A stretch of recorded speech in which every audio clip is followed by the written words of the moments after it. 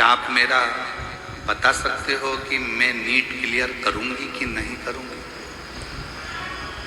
मैं उस बेटी के हाथ जोड़कर प्रार्थना करता हूं, बेटा मुझे किसी का भविष्य देखना नहीं आता, पर इतना जरूर आता है कि अगर तू मेहनत करेगी तो नीट क्या, तू एक दिन इतनी उन्नति पर पहुंच जाएगी कि तुझे पीछे पलट कर देखने की जरूरत।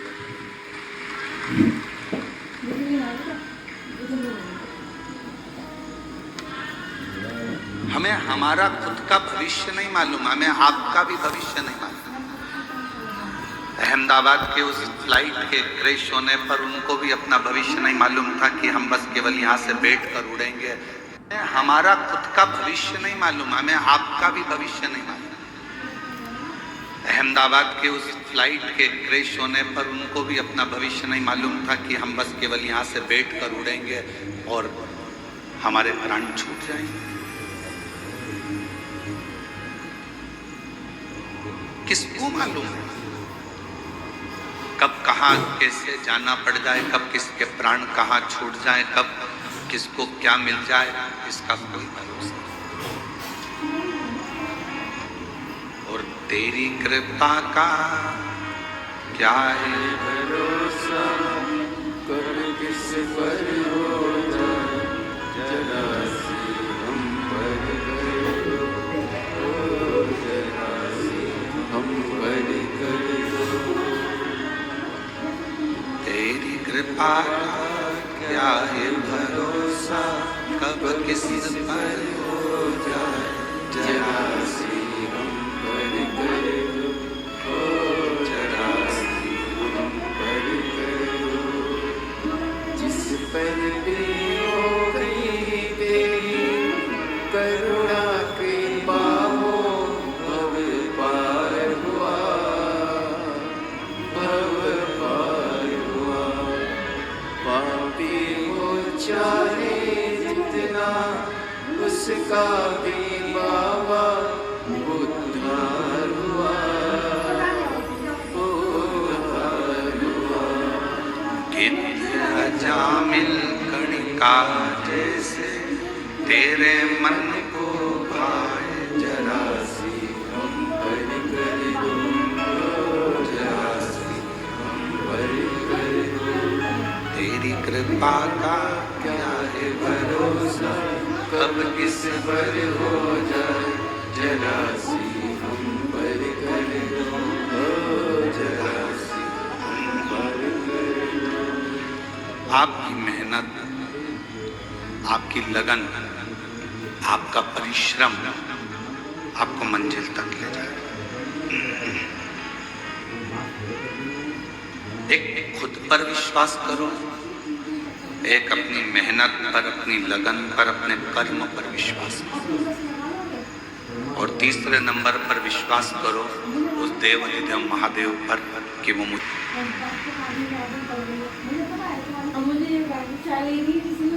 और ये विश्वास थोड़े समय का नहीं होना चाहिए। ये माता सती जैसा विश्वास मत करना कि सती मैया ने थोड़ा विश्वास करा, बाद में अपने विश्वास को तोड़ दिया।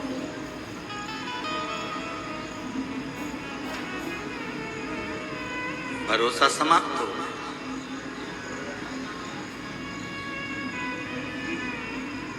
भरोसा कैसा होना चाहिए? जैसे एक पति पत्नी जहाज में सफर कर रहे हैं और समुद्र में लहरें चलना प्रारंभ हो गई और मैनेजर ने अनाउंस कर दिया कि यह जहाज पानी में डूबने वाला है।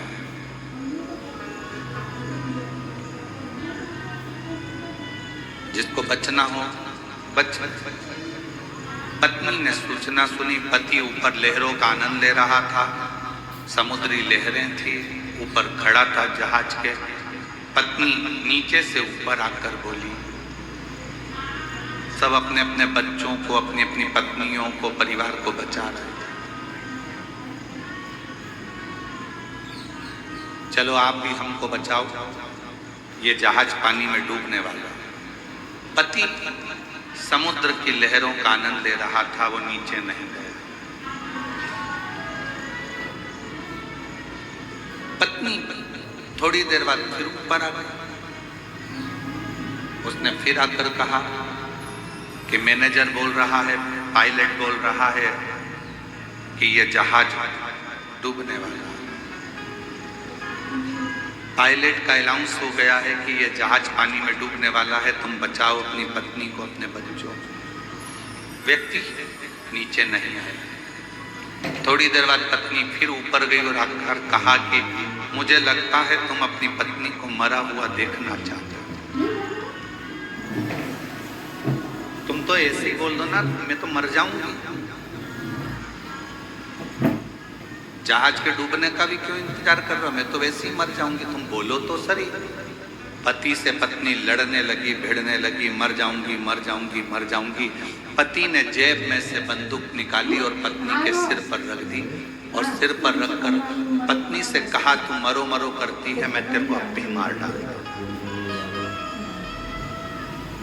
खटका दबने ही वाला था, इतनी देर में पत्नी हंसने लगी, मुस्कुराने लगी। पति ने पूछा कि तेरे सिर पर बंदूक रखी है, तू मरने वाली है, खटका दबने वाला है और तू हंस रही है, क्यों? पत्नी ने कहा, मैं जानती हूं कि तुम मेरे पति हो, तुम मुझे मार नहीं सकते, इसलिए मैं हंस रही हूं। पति ने कहा, जब तुझे अपने पति पर इतना भरोसा है कि वो तुझे मार नहीं सकता, उतना भरोसा मेरे शंकर भगवान पर है कि मुझे डूबने नहीं दे सकते। ये भरोसा होना चाहिए। नीट का एग्जाम देने वाली मेरी बेटी से निवेदन है कि तू चिंता मत कर, तू अपनी मेहनत कर। तुझे चिंता करने की जरूरत नहीं है। तुम्हारी मम्मी ने शंकर भगवान को अपना पिता माना है। यहां पर जितनी मेरी जीजियां बैठी हैं, सबने शिव जी को अपना बाप माना। जब नाना ही अपना शंकर है तो फिर टेंशन लेने की जरूरत नहीं है, सब में सफलता है। आप क्यों चिंता करते?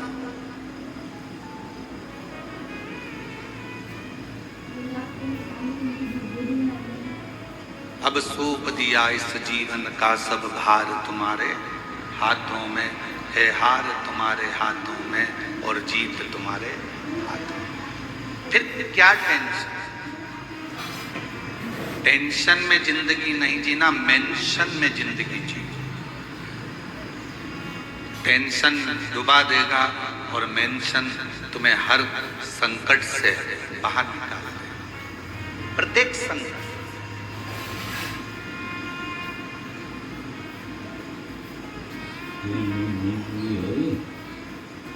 और अंत समय प्रभु आना पड़ेगा, वचन दिया तो निभाना पड़ेगा।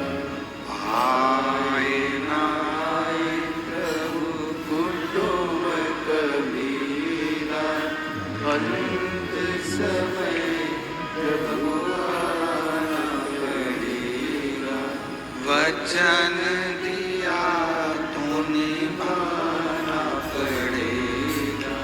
अंत समय प्रभु आना पड़ेगा, वचन दिया तो निभाना पड़ेगा।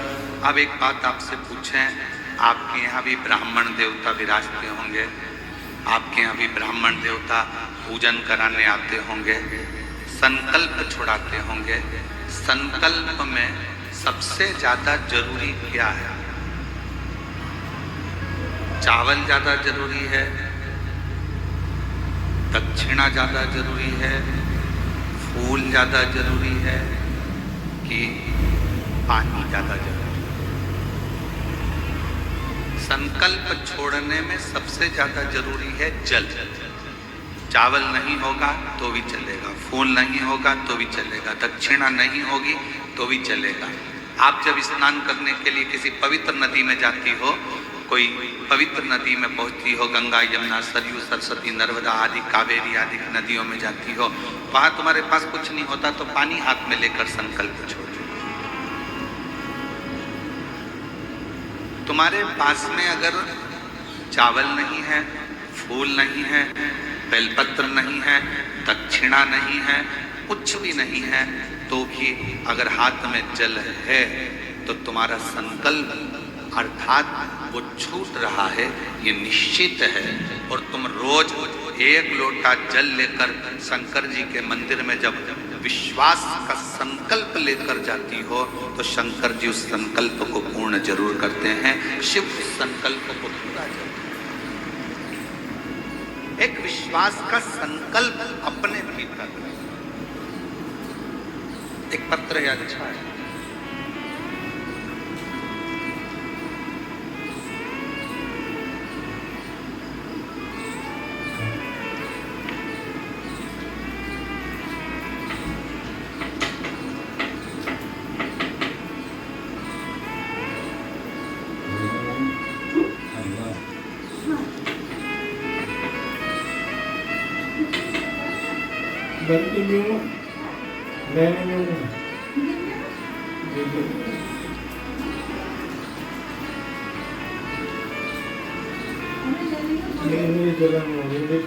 मेरा नाम बृहस्पति साहू है। मैं झांसी कसडोल जिला बालोदा बाजार से आई हूँ। कहीं बैठी हूँ तो हाथ हिला सकते, और कहीं बैठी हूँ आप भी हैं, आ जाओ, एक बेल पत्र ले जाना चाहिए। मेरा नाम बृहस्पति साहू है। मैं झांसी कसडोल जिला बालोदा बाजार से आई हूँ। मेरा मोबाइल नंबर ये है। 1 लोटे जल का मैं क्या वर्णन करूँ गुरुदेव। मेरे पति का नाम बाल मुकुंद है, वो सेल्समैन में काम करते हैं। हम अपने परिवार सहित वहाँ रहते थे, और 25 जुलाई 2016 शाम को 4 बजे मीटिंग में जा रहा हूँ बोलकर हम लोगों को छोड़कर कहीं चले गए। मेरा पुत्र 10 साल का था, पुत्री 7 साल की थी। फोन लगाने पर फोन बंद आता था। हम लोग पुलिस के पास जाकर रिपोर्ट दर्ज करवाए। उसके बाद भी कुछ पता नहीं चला। बहुत विचार आया, घबराए, ढूंढते रहे, पुलिस भी ढूंढती रही। गुरुदेव 16 में गया, 17, 18, 19, 20, 21 ऐसे सालों निकलते रहे। 6 साल बीत गए, 2021 लग गया, पति नहीं आया। लोग कहते थे चला गया, कोई कहता है ही नहीं। बड़ी दशा खराब हुई। 6 साल के बाद मेरी दीदी ने मुझको कहा कि आस्था चैनल पर पंडित प्रदीप मिश्रा की प्रवचन आता है, सुना कर। आपका प्रवचन सुनना शुरू कर दिया। जब आप बालोदा बाजार कौड़िया कथा करने के लिए आए, तब मैं भी, क्योंकि मैंने सुना था कि पंडाल में बैठकर जो मांगा जाता है वो मिलता जाता है। एक दिन की कथा सुनने पहुंच गए। बाबा से बोली, मैं भटक चुकी हूँ, पति को ढूंढते ढूंढते, अब आप ही ढूंढ कर लेकर। उसके साथ जब पशुपतिनाथ का व्रत करने लगे, व्रत रखने पर सभी का मनोकामना पूर्ण हो जाती है। मैंने भी व्रत गुरुदेव सन 2023 में चालू कर दिया। सिर्फ एक ही बार व्रत रखा, फिर बाबा से बोली, जैसा भी हाल में हो मेरा पति मुझे लौटा दो। 8 साल बीत गए गुरुदेव। बाबा की ऐसी कृपा हुई। बिल्कुल सत्य है गुरुजी कि कथा के पंडाल में बैठकर जब आप श्री शिवाय नमस्तुभ्यम कहते हो, बाबा से अपने दिल की बात कहने को कहते हो, ऐसा लगता है शंकर सुनता है। 9 दिसंबर 2024 को 8 साल के बाद मेरे पति मुझे ढूंढते ढूंढते अपने घर आ गए। बाबा की कृपा से 8 साल के बाद 8 वर्ष के बाद ढूंढते पूछा गया कि तुम कहाँ चले गए थे? कहा किसी ने मेरी भ्रमति कर मुझे सुध नहीं था। 8 साल तक उसकी सुध कैसे? और तेरी कृपा का क्या है भरोसा, कब किसी जरा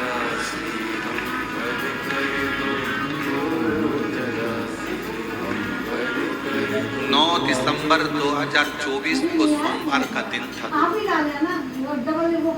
सोमवार का दिन था। बाबा से बस मैंने इतना ही रो रो कर कहा, बाबा वो सीहोर वाला महाराज कहता है कि जो मांगोगे वो मिलेगा, तो क्या मुझे तू खाली रख देगा? तू तो मेरा बाप है ना, क्या अपने दामाद को नहीं ढूंढ सकता? और सोमवार के दिन मेरे बाबा ने कृपा कर कर मेरे पति को मेरे पास भेजा। शिव उगड़ी। आप उसको एक विश्वास के साथ, एक भरोसे के साथ, दृढ़ता के साथ यदि ढूंढते हो। दुनिया वाले आज महापुराण को नहीं समझ रहे। दुनिया के लोगों को तो केवल प्रदीप मिश्रा ने ये बोल दिया, प्रदीप मिश्रा ने वो बोल दिया, अपशब्द कह दिए, ताना दे दिया, ये कह दिया, वो कह दिया। जब तक जगत गुरु शंकराचार्य जी पृथ्वी पर थे, उनको भी किसी ने नहीं जाना। शंकर के भक्तों को पहचानने के लिए ना जाने कितने जन्म लेना पड़ेंगे, तब जाकर शिव भक्त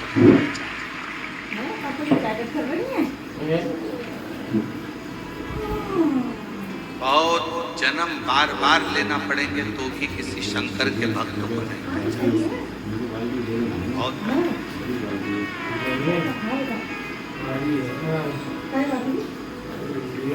लाखों में शिव भक्त आते हैं। क्यों आएंगे? जब तक इनकी झोली बाबा भरेगा नहीं, तो ये एक कथा में आकर, 2 कथा में आकर, 5 कथा में आने के बाद कोई नहीं आएगा। ये भी दूसरे से जाकर कह देंगे मत जाना, हम तो 5 कथा में गए थे, हमारा नहीं। जरूर मेरे बाबा ने इसका हाथ पकड़ा होगा, तो इसने भी पड़ोसी से कहा होगा कि एक बार कथा जाकर कहीं पंडाल में चलो। खाली नहीं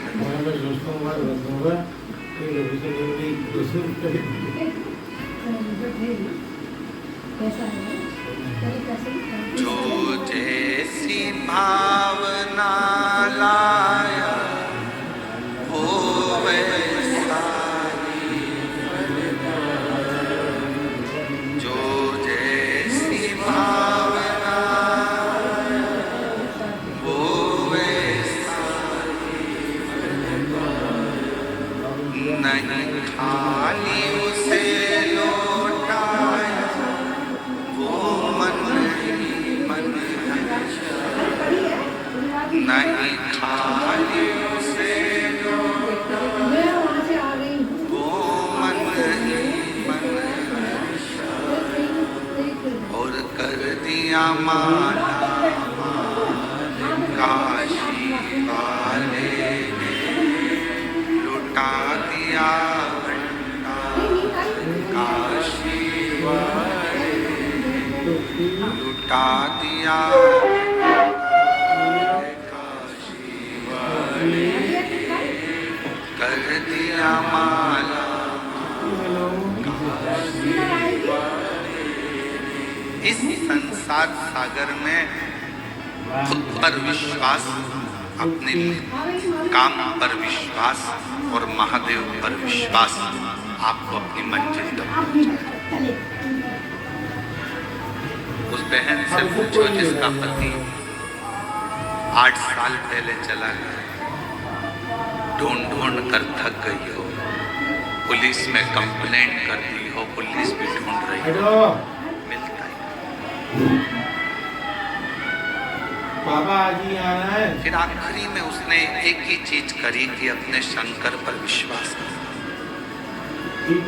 फिर आखिरी में एक ही बात रह गई कि अब कोई नहीं आया तो वो आया।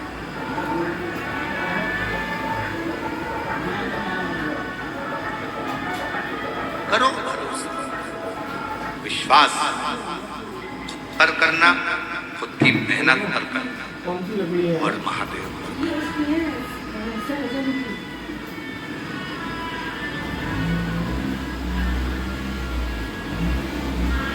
रिश्तेदार कह दें कि हम पर क्या तुम्हारे को भरोसा नहीं है, हम पर क्या विश्वास नहीं है, हम पर क्या भरोसा नहीं, विश्वास नहीं, कह देना हमें सब पर है, पर दृढ़ विश्वास तो मैं अपने आप पर करता हूं, अपने मेहनत पर करता हूं और अपने महादेव पर करता हूं।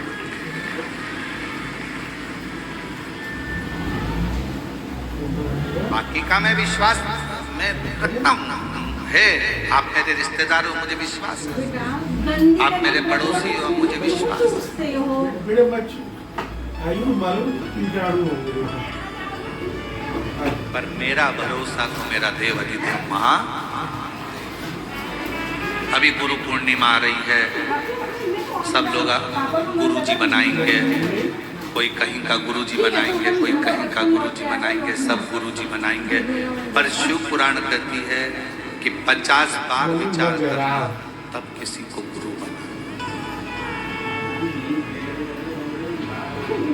1000 बार सोचना तब किसी को गुरु बना। कब छोड़ के भागे? नो। फेरी सीजन था ना स्कूल में। एक माँ अपने बच्चे को जन्म देती है और दूसरा गुरु अपने शिष्य को जन्म देता है। आ जाती है 1 बजे लगा ले बैठ के करना पूरी रात। माँ अपने बच्चे को जन्म देती है और उसको संस्कारों में पिरो देती है और उस बच्चे को बड़ा कर देती है। उसी तरह गुरु अपने संस्कारों से, अपने भजन से, अपने कीर्तन से, अपने मंत्र से अपने शिष्य को श्रेष्ठ बनाकर, माँ अपने बच्चे को संस्कारित बनाकर उसको अच्छी एजुकेशन दिलाकर अच्छी कंपनी में जॉब करा देती है, गवर्नमेंट जॉब करा देती है या व्यापार खुला देती है। और गुरु किसी कंपनी में जॉब नहीं कराता, उस परमात्मा से मिलाने का प्रयास करता है, अपने दिल को मजबूत करता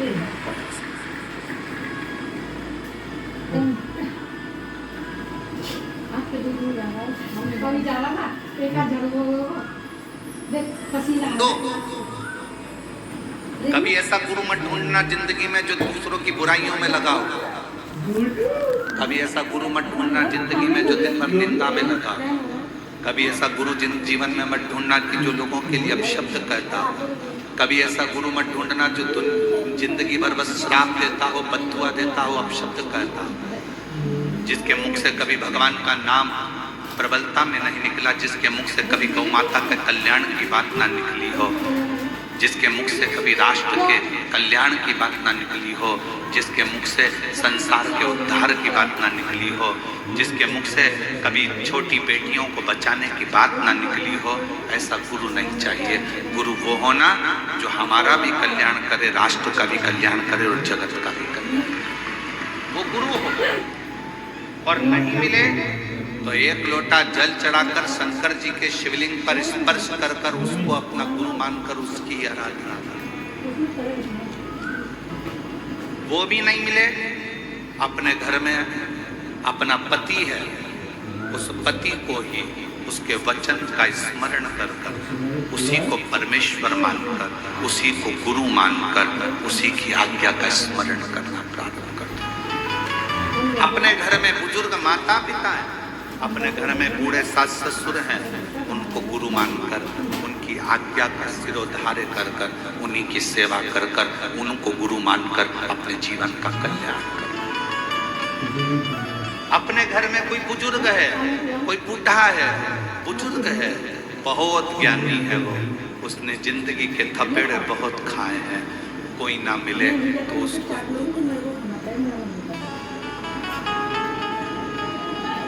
देवऋषि नारद का एक प्रसंग बड़ा सुंदर है।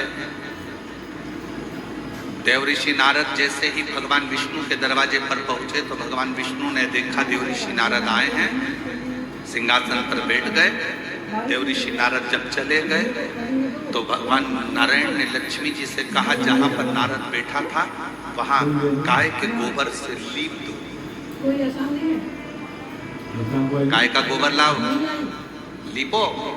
जब पानी नहीं कभी नहीं आई अब कहाँ गई अब मत लक्ष्मी जी ने पूछा, कैसा काटना होता है? देव ऋषि नारद आकर बैठे थे कुर्सी के ऊपर, सिंहासन के ऊपर, और आप करे हो कि उसको लीप, उसको लीप। कब करके खाओ बाहर गाय को साफ करो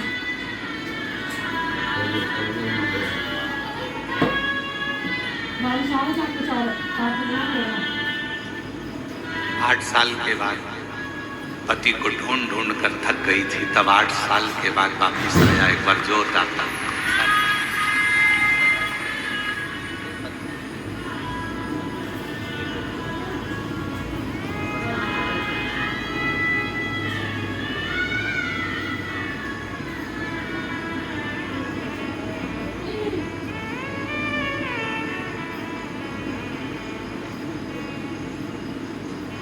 शिव कथा कर, भगवान शंकर का चरित्र, शिव पुराण कर, शिव तत्व कर,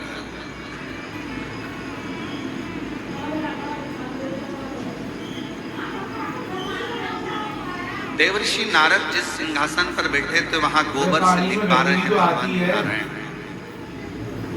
लक्ष्मी जी ने पूछा क्यों? बढ़ रहे होंगे कहा ये नुगरा है, इसने गुरु मंत्र नहीं लिया,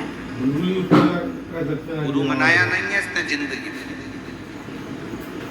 नारद जी ने सुन लिया और भगवान विष्णु के पास आकर बोले कि मेरे जाने के बाद आपने गोबर से लीपा, क्योंकि मेरा गुरु दीक्षा नहीं हुआ है, मेरा गुरु मंत्र नहीं है।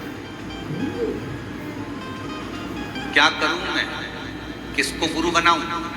भगवान विष्णु ने कहा क्यों, कोई गुरु नहीं मिलता? नारद जी कहते हैं मैं तो सर्वश्रेष्ठ गुरु हूं, मुझे किसी गुरु की जरूरत कहाँ? भगवान मुस्कुराकर बोले नारद संसार में आए हो, भले देवता हो पर गुरु का होना जरूरी। किसको गुरु बनूं? भगवान नारायण ने कहा जो तुझे पृथ्वी पर समुद्र के तट पर पहला व्यक्ति मिले बस उसी को गुरु बना। नारद जी भ्रमण करते करते समुद्र के तट पर गए, एक मछुआरा मछली पकड़ने के लिए जा रहा था। नारद जी को सबसे पहले वही मछुआरा दिखा, मछली पकड़ने। नारद जी ने मन में सोचा कि बताओ इसको गुरु बनाऊंगा मैं, ये मछली पकड़ने वाला। नारद जी ने मन में सोचा मैं इसको गुरु नहीं बनाऊंगा। नारद जी फिर भगवान विष्णु के पास में गए, प्रभु वहां तो गुरु के रूप में एक मछली पकड़ने वाला मिला। नारद जी से भगवान ने कहा कोई भी मिला हो पर गुरु तो बनाओ। नारद जी ने जाकर मछली पकड़ने वाले मछुआरे के हाथ जोड़कर कहा कि मैं तुमको गुरु बनाना चाहता हूँ। मछुआरे ने कहा फालतू बात मत कर, कोने में बैठ जा, मछली पकड़ने जाना है, मुझे देरी हो रही है। चुप चुप चुप चुप। नारद जी चुप होकर बैठ गए। मछुआरा फिर आया। नारद जी ने कहा कि मुझे मंत्र दे दो। चुप चुप चुप। नारद जी चुप बैठ गए। नारद जी ने सोचा मंत्र एक ही मिला है, इसके मुंह से केवल चुप। तो नारद जी भी उसी मंत्र का स्मरण करते करते भगवान विष्णु के पास जाकर कहे प्रभु गुरु भी मिला तो ऐसा गुरु मिला जिसने मंत्र तक नहीं दिया, केवल कह दिया चुप, इसके सिवाय कोई मंत्र नहीं देता। ऐसा गुरु किस काम का? भगवान विष्णु को क्रोध आ गया। नारायण ने कहा नारद तुमने मेरे पास आकर अपने गुरु की निंदा करी है, मैं तुम्हें श्राप देता हूं, 84 लाख योनियां तुम्हें काटना पड़ेगा, 84 लाख योनियों के चक्कर काटना पड़ेंगे तुमको। नारद जी तो हाथ जोड़कर खड़े हो गए, क्षमा कर दो प्रभु, मुझसे गलती हो, अब तो मुझे 84 लाख योनियां काटना पड़ेंगी, अब करूं क्या? लक्ष्मी जी से पूछा आप बताओ। लक्ष्मी जी बोले मैं क्या बताऊं। फिर पहुंचे ब्रह्मा जी से कि मुझे 84 लाख योनियां काटना है पृथ्वी पर, आप बताओ क्या करूं। ब्रह्मा जी कुछ नहीं बोले। तब शंकर जी के पास गए। नारद जी क्या बात है? नारद जी ने कहा 84 लाख योनियां काटना है, भगवान का श्राप लगा है। शंकर भगवान ने कहा अपने गुरु के पास जा, वो बता देगा कि 84 लाख योनि कब कटेगी। गुरुजी से जाकर कहा, मछली पकड़ने जा रहा था मछुआरा, गुरुजी के पांव पकड़ लिया, अब तो छोड़ता नहीं नारद, कृपा करो। गुरुजी ने पूछा क्या हो गया? मछुआरे ने पूछा, मुझे श्राप लगा है, 84 लाख योनियों के चक्कर काटूंगा तब जाकर मैं पार उतरूंगा। इतने में गुरुजी ने कहा, तुझे 84 लाख योनियों के चित्र मालूम है? कि हाँ मालूम है। गुरुजी बीच में खड़े हो गए और कहा, एक काम कर, 84 लाख योनियों के चित्र बना इस रेत पर, समुद्र के तट पर, और इसका चक्कर काट ले, पार हो जाएगा। निकल गया। मछली पकड़ने वाले मछुआरे ने 84 लाख योनियों के फोटो बनवाकर नारद जी से उसका चक्कर कटवा दिया। जैसे ही चक्कर कटा, भगवान विष्णु के पास गए, नारायण ने गले में माला पहनाकर कहा, वाह नारद, तुम तो इतनी जल्दी 84 का चक्कर काट कर आ गए। नारद जी ने कहा, जिसका गुरु मेहरबान तो भट्ठा पहलवान। महाराज साधारण बात नहीं है, मेरा गुरु मुझ पर मेहरबान हो गया। उसने कहा 84 योनियों के चक्कर बना, फोटो बना और चक्कर लग, पार उतर जाएगा। भगवान विष्णु ने कहा, बस गुरु होता ही ऐसा है, अपने शिष्य का एक क्षण में कैसे भी कल्याण कर देता है, पर करता जरूर है। वो गुरु है।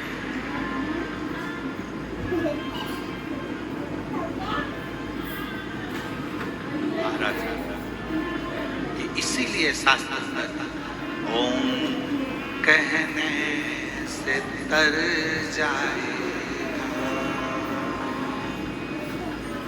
तेरा जीवन संवर जाएगा। ओम कहने से तर तेरा जीवन संवर जाएगा। आप अपने मुख से जो उच्चारण करते हैं, आप अपने मुख से जो स्मरण करते हैं, आप अपने मुख से जो नाम जाप करते हैं, वो नाम जाप एक ना एक दिन आपको आपकी मंजिल तक पहुंचा देगा।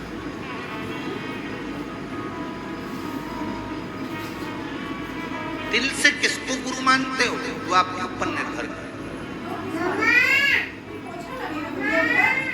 जरूरी नहीं कि आप उसके सामने पहुंचोगे। एक लब्बे जैसा भी इसने हो सकता है कि गुरु के सामने नहीं पहुंचे तो भी गुरु का भाव उत्पन्न कर ले।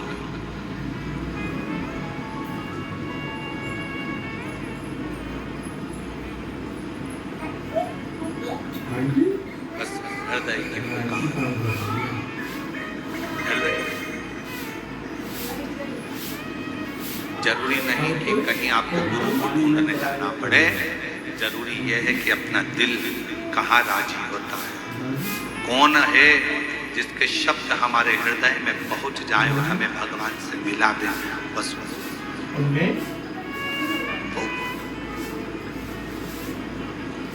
और गुरु बिन ज्ञान न उपजे, गुरु बिन संशय ना मिटे। जीवन में संशय को मिटाने वाला भी अगर कोई गुरु हो, भले आपकी सास हो, आपके ससुर हो, पति हो, पत्नी हो, यहाँ तक शास्त्र कहता है, माता देवहूति ने तो अपने बेटे को गुरु बना लिया था, कपिल महाराज। कोई तुमसे कहे गुरु जी कैसी बात करते हो, क्या अपने रिश्तेदार को गुरु बना? क्यों नहीं? माता देवहूति ने अपने पुत्र बेटा कपिल महाराज को अपना गुरु बनाया और कपिल महाराज ने अपनी माँ को ज्ञान दिया था, माँ बुढ़ापे में आंखों से अगर दिखना बंद हो जाए तो इन आंखों से ना देखते हुए भीतर की आंख से अंदर बैठे हुए परमात्मा को देखना चालू कर देना। ये कपिल महाराज बोले।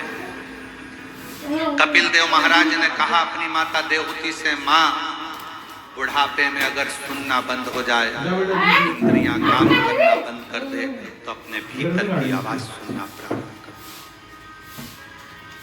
कपिल देव महाराज ने कहा, माँ अपने भीतर की आवाज। रावण इंद्र को संयम में कर लिया। रावण ने इंद्र को अपने संयम में कर लिया था। रावण ने इंद्र को अपने वश में कर लिया था। रावण ने 33 कोटि देवताओं को अपने वश में कर लिया था। रावण ने पूरे संसार को अपने वश में कर लिया था। केवल रावण एक चीज वश में नहीं कर पाया था, वो खुद की इंद्रियां थी, जिसको रावण ने वश में नहीं करा था। इंद्र को वश में करना सरल है, पर इंद्रियों को वश में करना कठिन है। अभी लाइन काटो, पहले अभी इधर और लगाइए। ये इंद्रियां बड़ी विचित्र है। कल एक व्यक्ति को आवाज सुनाई नहीं दे रही होगी, तो वो वहां खड़ा होके हवाई लगाने लगा, नाचने लगा। तो एक खड़े होके उसको देखने लगा, दूसरा खड़ा होकर उसको देखने लगा, तीसरा खड़ा होकर उसको देखने लगा, चौथा खड़ा होकर उसको देखने लगा। थोड़ी देर बाद देखा तो पूरा पंडाल उसको देखने लगा। फिर मालूम पड़े ये भी देखने लगे, फिर मालूम पड़े उधर के भी देखने लगे। फिर उधर कोई चिल्लाया, वो नाच रहा था, पुलिस वाले उसको बिठा रहे थे, काय को नाच रहा है भैया, कथा चल रही है, जब नाचने का समय आए तब नाचना। वो तो नाचने लगा तो उधर के लोग खड़े हो गए, फिर इधर के लोग उधर देखने लगे, फिर उधर के उधर देखने लगे। जरा विचार करो, अपनी इंद्रियां, ये नेत्र, ये जिह्वा, ये श्रवण, ये मन, अपनी इंद्रियां अपने संयम में नहीं हो पा रही, तो हम परमात्मा को कैसे देख पाएंगे?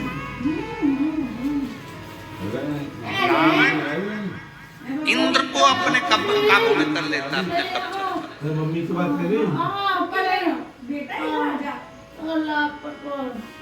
रावण इंद्र को अपने संयम में कर लेता है। रावण देवताओं को अपने कब्जे में कर लेता है। रावण सबको अपने अधीन कर लेता है। पर लंका का राजा रावण अपनी इंद्रियों को अधीन नहीं कर। जानकी जी को देखा, इंद्रियां बिगड़ गई, लेकर बहन सूप न खाने कुछ कहा, इंद्रियां बिगड़ गई, गुस्से में ला ली।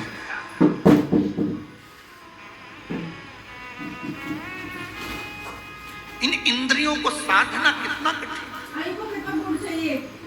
अरे आज के जमाने में अच्छे अच्छे महात्मा, संत, महाराज, बड़े बड़े जितने भी हैं, इंद्रियों को साधना सबसे कठिन काम है कि ये अपनी इंद्रियों को भी साध।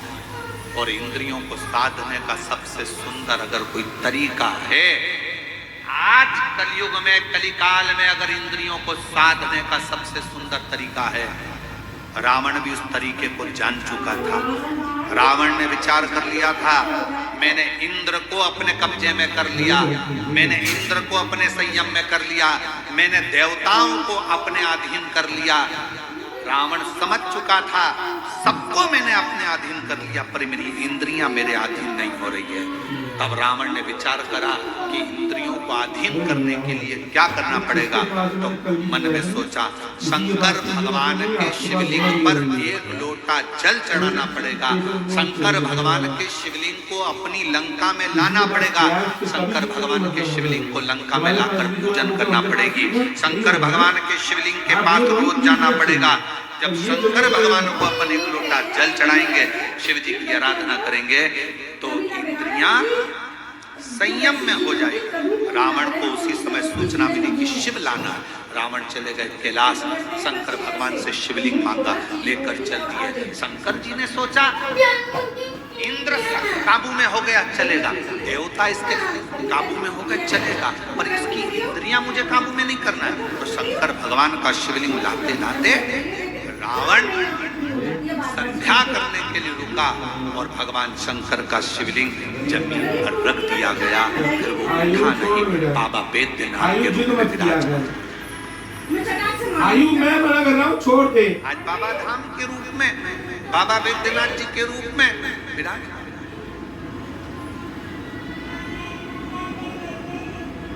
शिव जी नहीं चाहते थे कि ये इंद्रियां संयम में हो।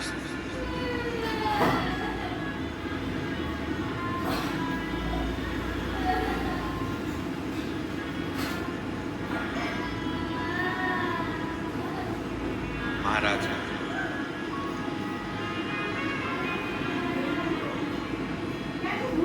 ये इंद्रियां संयम में हो, ये बहुत कठिन विषय है।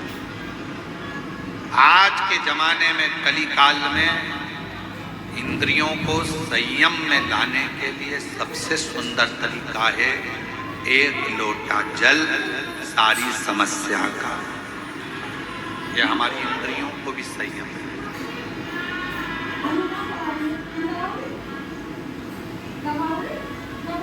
यह हमारी इंद्रियों को संयमित कर लेता है। और जब हमारी इंद्रियां संयमित हो जाती हैं, जब हमारी इंद्रियों को संयम मिल जाता है, तो फिर ये जीव आप रूप अपने आप शिव की ओर दौड़ पड़ता है। शंकर की और महाराज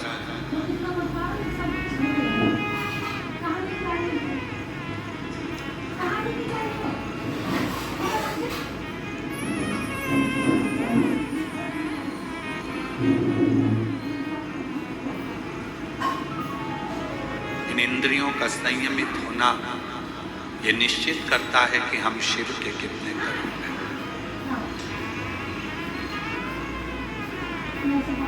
जो रावण नहीं कर पाया, सोने की लंका बनाना रावण के लिए सरल था।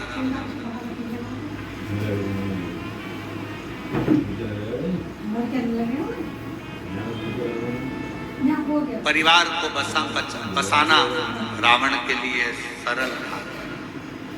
कुटुंब कबीले में रहना रावण के लिए सरल था। मां जानकी का हरण करना रावण के लिए सरल था। सामने राम जी थे, उनसे युद्ध करना रावण के लिए सरल था। पर रावण के लिए सबसे कठिन काम मैंने कही नहीं आ रही। शंकर भगवान के शिव जी की आराधना को संयमित कर करना। देख आज खेलेंगे। ये रावण के लिए कठिन विषय। आजा।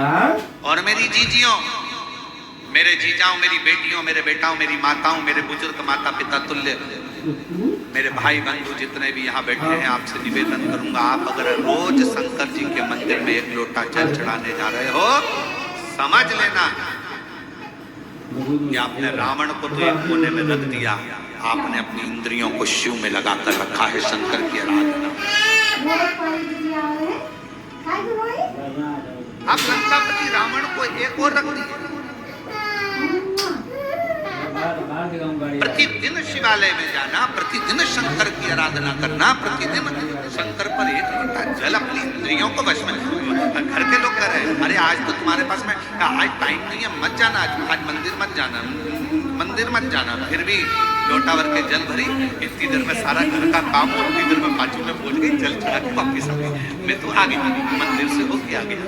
मन शिव की ओर आसक्त।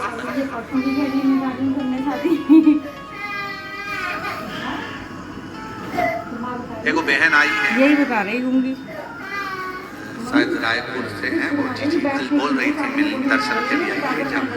गुरु जी ये बोलो, ये बताओ कि आप कथा में कह रहे थे कि भगवान शंकर के लिए समय मत बांधना, सुबह 9 बजे बांधोगे तो अर्चन डाल देगा, 10 बजे बांधोगे तो अर्चन डाल देगा, 11 बजे डालोगे तो अर्चन डाल देगा। शायद है कि यही पता नहीं, तो प्रश्न कर रही थी। तो मेरा उन बहन से निवेदन है, शंकर भगवान समय नहीं बांधने दे रहे हैं, इसलिए नहीं बांधने दे रहे हैं कि बाप से मिलने का कोई समय नहीं होता। तुम्हारा जब मन पड़ जाए तब अपने बाप से मिलो, अपने पिता से। छुट्टी है ही नहीं।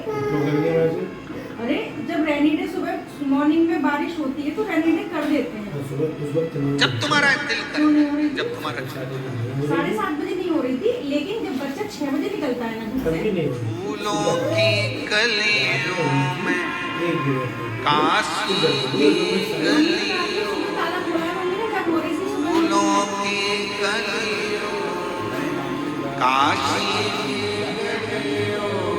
बारिश हो रही थी, तेरे बिना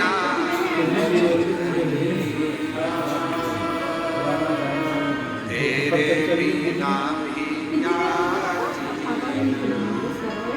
ओ बाबा रे।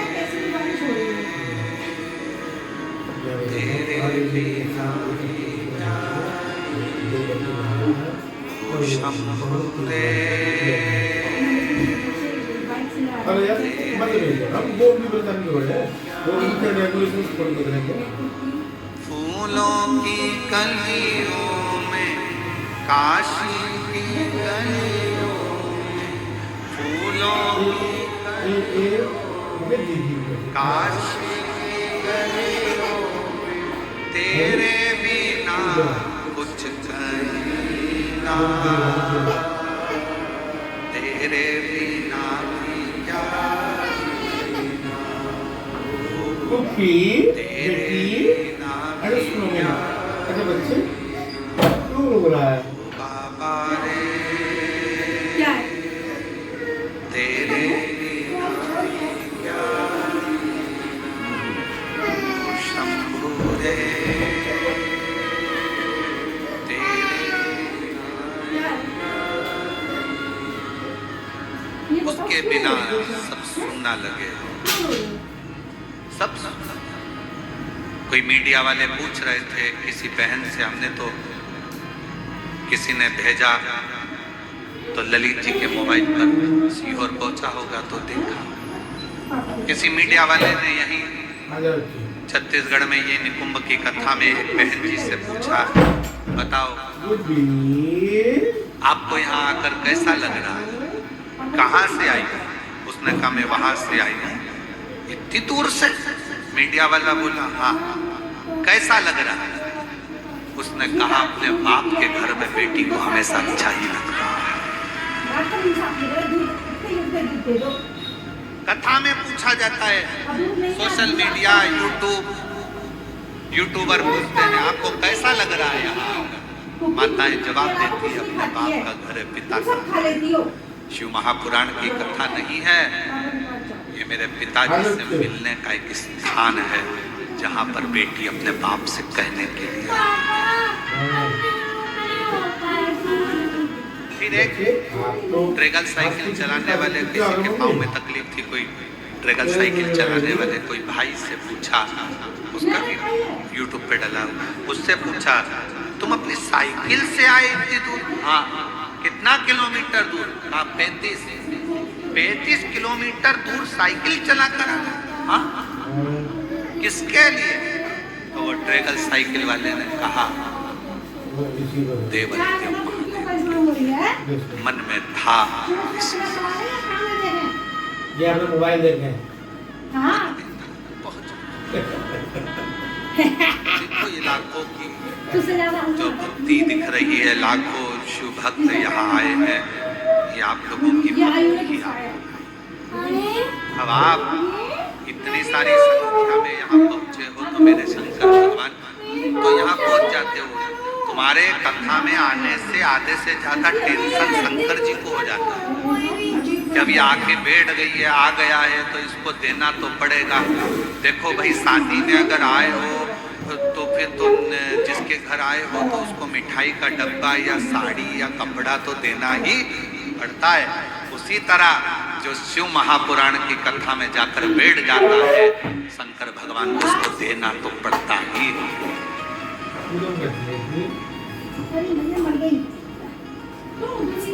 देना पड़ेगा। आपके घर आइए, दामाद आया है, बेटी आई है, भांजा भांजी आए, देव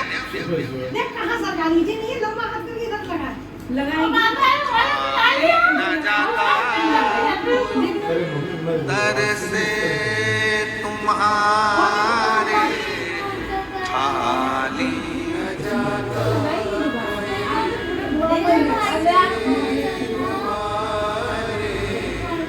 मेरी खड़ी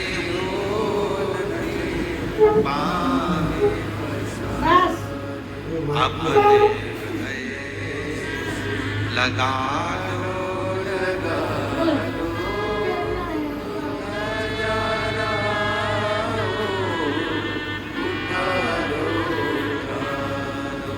भोले अब तो नाटा गिरा जा रहा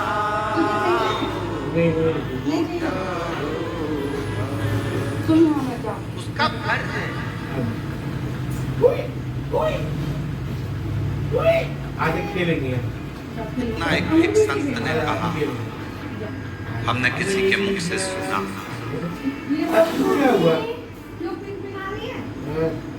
नहीं वो नहीं चाहिए, अब उसे आदत नहीं है मम्मी, अब नहीं मांगती वो। बेटे को देना कर्म है। आप ऐसे कह के जरूर से याद दिला देती हो। किसी के मुख से सुना था, बाप अगर बेटे को दे रहा है, जमीन दे रहा है, घर दे रहा है, प्रॉपर्टी दे रहा है, पैसा दे रहा है, बेटे को देना कर्म है, पर बेटी को देना धर्म है। अगर बेटे को दे रहा है तो वो अपना कर्म कर रहा है। जो पिताजी दादाजी कर गए जमीन अपने को देगा, अपन अपने औलाद को देगा। पर बेटी को अगर कोई बाप दे रहा है तो वो कर्म नहीं कर रहा, वो धर्म कर रहा है। अपनी बेटी को देकर अपने हाथों से पुण्य आगे बैठो, बैठ के सब बना लो पेपर पे। बैठ जाओ। इसलिए शायद मेरे भोले बाबा भी यही क्रम करते हैं। इतनी सारी मेरी चीजें आती है ना बेटियां, तो उनको देकर धर्म उत्पन्न करते हैं। ये देना मेरा धर्म है। आया है खाली ना चले जाए, इसकी झोली भरना, इसको खुशियां देना, इसको प्रदान आया है। नहीं पापा मैं एक हाउस बना रही हूँ। कल एक कथा चल रही थी भंवरे की भ्रमर। हाउस है बाबू। दीदी ने आपके लिए हाउस बनाया है। शिव जी ने पार्वती जी से पूछा था कि बचपन में मैंने तुम्हारे पास में मधुमक्खी भेजी थी, भंवरा भेजा था। हेलो। एक भी मधुमक्खी नहीं दिखी, एक भी भंवरा नहीं दिखा। वो मधुमक्खी वो भंवरे कहाँ चले गए? पार्वती जी मुस्कुराती रही और शिव जी की ओर देखकर कहती रही कि प्रभु, जितनी मधुमक्खी आती थी मेरी तप साधना में, जब मैं शंकर भगवान के पार्थिव शिवलिंग का पूजन कर रही थी और मधुमक्खी जितनी आती थी, जितने भंवरे आते थे, वो मुझे पास में आकर गुंजायमान होते थे, मेरे आसपास में घूमा करते थे। पार्वती जी कहती हैं मैंने उन सब अपने में समाहित कर, सब अपने में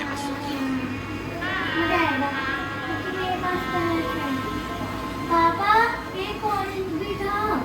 सबको अपने में समाहित। नहीं नीचे क्या? नहीं है, नहीं है। और कलयुग का सबसे बड़ा एक फल है। जितने शिव भक्त शिव महापुराण की कथा सुन रहे हो, जितने आस्था चैनल पर सुने, फेसबुक यूट्यूब पर सुने, मोबाइल पर सुने, चाहे कथा के पंडाल में सुन रहे हो, चाहे आस्था चैनल पर सुन लेना, कलयुग का सबसे बड़ा एक फल है जो ना सतयुग में था, ना त्रेता में था, ना द्वापर में था। वो फल कलयुग को मिला। कौन सा फल है? जो सतयुग में नहीं मिला, ना त्रेता में मिला, ना द्वापर में मिला। कलयुग में वो फल भगवान शंकर ने कलिकाल के मनुष्यों को दिया है। एक अलग से ऑफर, एक अलग से फल मेरे शंकर जी ने कलयुग को दिया। कौन सा फल? कलयुग का सबसे बड़ा फल है, अगर कोई भगवान के नाम को जप रहा है, राम नाम, कृष्ण नाम, शिव नाम को जप रहा है, कोई दत्त नाम, कोई देवी नाम, कोई आराधना, किसी भी देवता का नाम अगर कोई जप रहा है, मुझे फ्लावर बनाने दो। मात्र जप रहा है, कलयुग में सबसे बड़ा फल है। अगर मंत्र जाप करने वाले का, नाम जाप करने वाले का भी कभी दर्शन हो जाएगा कलयुग में, तो उसका भी उद्धार। ये कलयुग के लोगों के लिए, सतयुग में नहीं था ऐसा, त्रेता में नहीं था, द्वापर में नहीं था। कलयुग में तुलसी बाबा ने लिख दिया, कलयुग केवल नाम आधारा। नाम जितना जपोगे, भगवान को जितना भजोगे, जितना नाम का स्मरण करोगे, उतना संसार का भी कल्याण होगा और अपना भी कुकी पेपर नहीं लेंगे। का भी कल्याण हो रहा है और अपना भी कल्याण। दीदी का देखो। पापा सो गया। वहीं सोफे में बैठ जाना।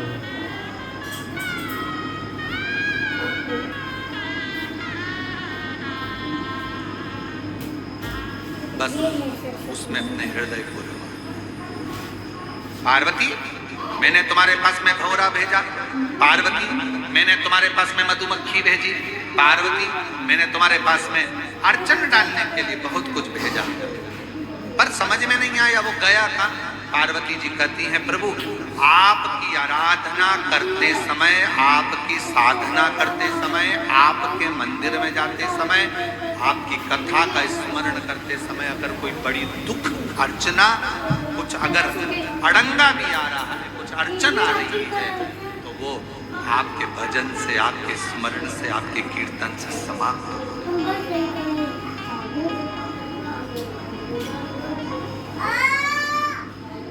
केवल आपके एक मंत्र उच्चारण से समाप्त हो जाता। इसलिए कलिकाल में नाम की बड़ी महत्वता है। श्री शिवाय नमस्तु। आयु इधर आओ। श्री ये सारी सब पूरे पंडालों से आवाज आना चाहिए। जो लोग रोड पर बैठे हैं उनकी भी, जो बाहर बैठे हैं उनकी भी, और जो सामने बिल्डिंग पर चढ़े बैठे हैं उनकी भी, और जो गाड़ियों पर चढ़ चढ़ कर बैठे हैं उनकी भी आवाज यहाँ तक पहुँचना चाहिए। सब बोलो श्री शिवाय नमस्तु। श्री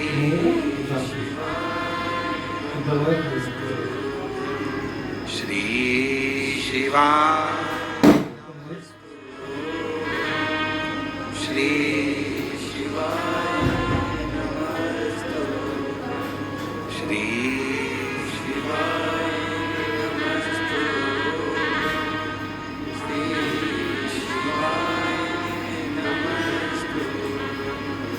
श्री शिवाय नमस्तु। श्री शिवाय नमस्तु। श्री शिवाय नमस्तु। श्री है कि मेरी दवाई चल रही है और मुझे मना कर दिया है, मैं या तो मुझे 4-5 दिन की छुट्टी दे दो, और एक टाइम अगर काम ना चल पा रहा तो भैया फिर तुम लगा दो दूसरी। बोले मेरा बोले और कोई मेरे कमाने वाला है नहीं है, मेरा पैसा भी जाए, मैं सही भी ना हो पाऊँ तो क्या फायदा का। मेरा बीमार ज़्यादा पड़ गई तो बैठ जाने वाला व्यक्ति जिस रास्ते से निकल कर जाता है, जिस गांव में जाता है, उस गांव में अगर कोई जवानी में, कुंवारे में, अधोगति में, एक्सीडेंट में या कोई बीमारी में कोई मर भी गया होता है, तो मात्र उसके शरीर की छू कर जाने वाली हवा जीवों का भी कल्याण कर देती है। इतना शुभ महापुराण। गिर पड़ी है ना, तो ये पहुंचा मोच आ गई है और कूले में मोच आ रही है। जो कह रही है कि या तो 4-5 दिन की छुट्टी दे दो, अपने मंत्र की बात अपने पास, अपने स्मरण की बात अपने पास। नहीं चल रहा है तो तुम फिर अपनी दूसरी लगा लो कोई। जैसे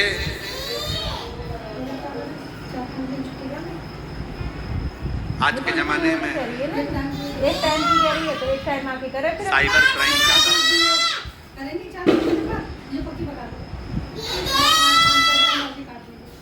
एक टाइम ये ना यूँ कह रही है, या तो मुझे 4-5 दिन की दोनों नए लड़का लड़कियां मोबाइल चलाते हैं, बेटा बेटियां या फिर अपना एक टाइम काम चलवाओ। मोबाइल चलाते इतना अंदाजा नहीं किसी ने फोन कर तुम्हारा लड़का 4-5 दिन बाद गलत काम में पकड़ाया, आंटी के एक टाइम कब तक आओगी? पुलिस थाने में बंद है, हम इस थाने से बोल रहे हैं।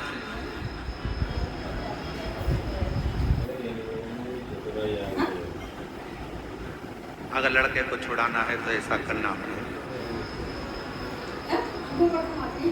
तुम्हारे मोबाइल पर एक OTP आएगा, OTP नंबर बताओ, फिर तुम्हारे पास ये पहुंचेगा, ये बताओ।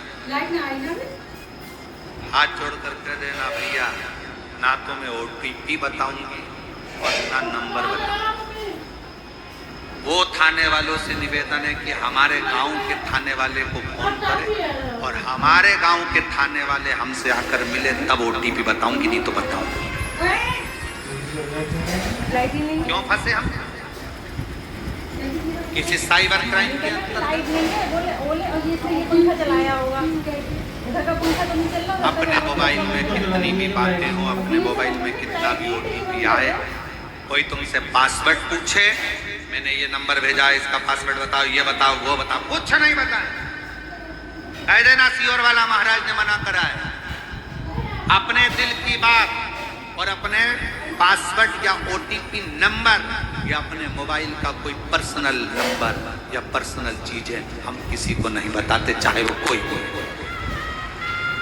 मत बताओ, पास रखो। लाखों रुपए लोगों के जा रहे हैं, करोड़ों रुपए लोगों के समाप्त हो जा रहे हैं, बैंक खाली हो जाते हैं, तब रोता है मेरा लड़का, मेरी लड़की। आखिर में फिर विचार करता मर जाऊं तो अच्छा, क्योंकि प्रेशर इतना होता है कि मरने का साधन, क्यों मरना। इसलिए ना अपना ओटीपी बताओ, ना अपना पासवर्ड बताओ, और ना ही अपनी ऑनलाइन लिंक कुछ भी है आप यहाँ बैठ जाओ, कुछ नहीं। मेरे अब सामने तो बैठ कह दो जाओ, हमारे मन की बात और हमारे बैठ जाओ, मोबाइल की सामने बात बैठ हम जाओ। किसी को नहीं कहते। क्या है? हर किसी व्यक्ति से मोबाइल पर चैटिंग भी मत करो आज के समय में, और चैटिंग का बड़ा लफड़ा हो गया। काय को फालतू की चैटिंग करना है तो बैठा है ना, एक बैठा है कौन, अरे बोलो तो चमके, देव अतिदेव, एक बैठा। आप चैटिंग करना चाहते हो तो हम उसका नंबर दे देते हैं। वैसे पहले देखे गए हैं एक बार, है आप लोगों के पास? अरे बोलो तो चमके, शिव जी का नंबर है ना अपने पास में, तो लिख लो मोबाइल में, लिखो जल्दी से। शंकर जी का एक नंबर है, जिसको भी चैटिंग करना है फ्री रहा करो तो चैटिंग कर लिया करो, जब मन ना लगे तो चैटिंग कर लिया करो। एक ही नंबर है, श्री शिवाय नमस्तुभ्यं, श्री